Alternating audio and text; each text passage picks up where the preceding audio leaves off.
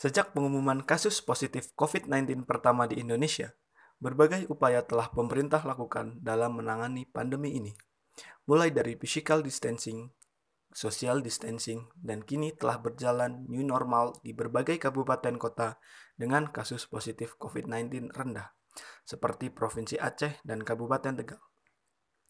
Pada awalnya, keputusan pemerintah dalam menetapkan new normal sempat menjadi perdebatan karena banyak hal yang harus dilakukan sebelum melakukan new normal.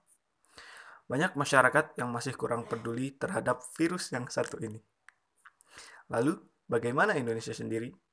Apakah persiapan Indonesia sudah maksimal sebelum melakukan new normal?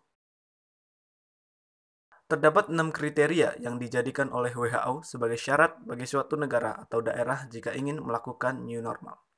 Pertama, negara tersebut sudah terbukti bahwa transmisi COVID-19 telah terkontrol.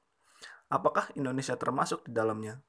Mengingat jumlah pasien yang terdeteksi positif COVID-19 di Indonesia sudah mencapai lebih dari 30.000 jiwa dan belum ada tanda-tanda grafik penurunan kasus. Kedua, kapasitas sistem kesehatan mampu untuk mendeteksi, menguji, mengisolasi, dan menangani setiap kasus yang ada.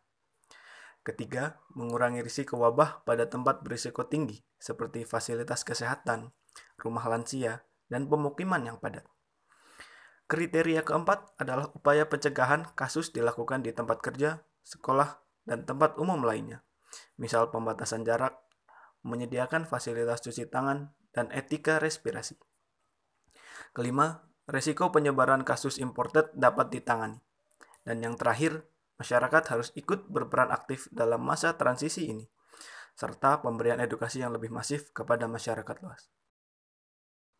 Kemudian, apa yang harus dilakukan masyarakat dalam menjalani new normal? Melihat grafik kasus positif COVID-19 di Indonesia yang belum mengalami penurunan, alangkah baiknya kita tetap berada di rumah.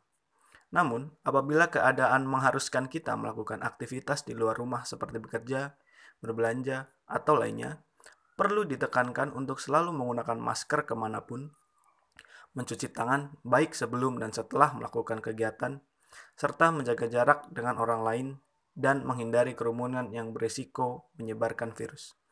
Kita tidak perlu takut, namun harus tetap waspada terhadap virus ini. Tabah Ali Yusro dan Andit Ahmad melaporkan untuk Visip TV Unsur.